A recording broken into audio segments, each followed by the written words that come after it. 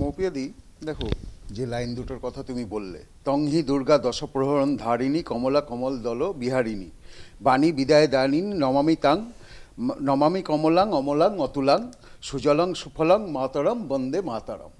এই লাইনগুলো, এই নির্দিষ্টভাবে এই স্ট্যান্ডাটি বন্দে মাতারমের অংশ ছিল। 1776 এবং 77 সালের যে সন্ন্যাসী বিদ্রোহ হয়েছিল ভবানী পাঠকের নেতৃত্বে, সেই বিদ্রোহের পরিপ্রেক্ষিতে বঙ্কিমচন্দ্র প্রথমে এই বন্দে মাতরম গানটি লেখেন, তারপরে সেটি আনন্দমঠ উপন্যাসে ব্যবহার করেন। এবং এই যে বিপুলভাবে যে বন্দে মাতরম ভীষণভাবে সম্পৃক্ত হয়ে যায় সব অংশের মানুষের সঙ্গে, সব স্তরের মানুষের সঙ্গে, সব ধর্ম বর্ণের মানুষের সঙ্গে, গোটা দেশ জুড়ে, সেটা কিন্তু এই আনন্দমঠ পরবর্তী সময় হ্যাঁ আসছে। এবং সেই সময় থেকে ধীরে ধীরে বন্দে মাতরম স্বাধীনতা সংগ্রামের স্বর হয়ে ওঠে বা সুর হয়ে ওঠে বলতে পারো।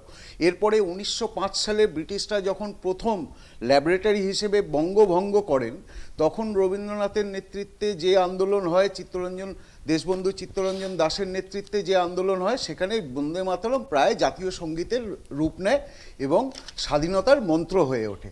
পরবর্তীকালে আমরা দেখেছি, সেই মাস্টারদা সূর্য সেন হোক বা শহীদ ক্ষুদিরাম হোক, তারা প্রত্যেকেই এই বাণীতে, এই মন্ত্রে অনুপ্রাণিত হয়ে তারা বন্দে মাতরম। তো আজকে কংগ্রেস অনেকগুলো কথাই বলল, কিন্তু যে কথাটা বলল না, যখন প্রথম কংগ্রেসের অধিবেশনে বন্দে মাতরমকে জাতীয় সঙ্গীত হিসেবে গ্রহণ করার কথা হয়, তখন এই স্ট্যান্ডার্ডটি যখন বাদ দেওয়ার কথা হয়েছিল, তাতে আপত্তি জানিয়েছিলেন স্বয়ং নেতাজি সুভাষচন্দ্র বোস। তিনি আপত্তি জানিয়েছিলেন এবং তারপরে 1937 সালে একটি নেহেরুর লেখায় দেখা যাচ্ছে, নেহেরু সেখানে বলছেন যে তার ভয় ছিল যে এই স্ট্যান্ডাগুলি যদি জাতীয় সঙ্গীত হিসেবে গ্রহণ করা হয় কংগ্রেসের অধিবেশনে, তাহলে মুসলিমরা অ্যালিয়েনেট হয়ে যাবে বা মুসলিমরা নিজেদের বিচ্ছিন্ন বোধ করবে। এই ভাবনার পেছনে কারণ কি ছিল?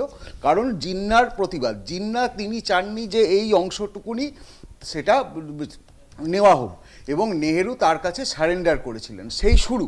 এবং প্রথমে বন্দে মাতরমকে ভাগ করা হলো, তারপরে দেশকে ভাগ করা হলো, এই একই পথে চলে। আমার এখানে প্রশ্ন আছে দীপ্তাংশ, যে যদি আমরা জাতীয় সঙ্গীতের কথাও দেখি, সেখানেও কিন্তু সম্পূর্ণ যে গানটা সেটা রাখা হয়নি। না, মোপেদি, আমার একটু শেষ করতে দাও। আজকে তোমার মনে হয় যে আজকে যারা ভারতবর্ষের রাষ্ট্রবাদী মুসলিম, সে তিনি মৌলানা আবুল কালাম আজাদ হোক বা আমাদের রাষ্ট্রপতি আবুল কালাম আজাদ হোক, তারা আজকে ভারতবর্ষের যে ইথোস, ভারতবর্ষের যে দর্শন, ভারতবর্ষের যে জ্ঞান, সেখানে যে মাতৃরূপী যে ভারতবর্ষকে আমরা প্রার্থনা করি, সে মেনে নিতে তাদের অসুবিধা আছে? তাদের অসুবিধা ছিল না।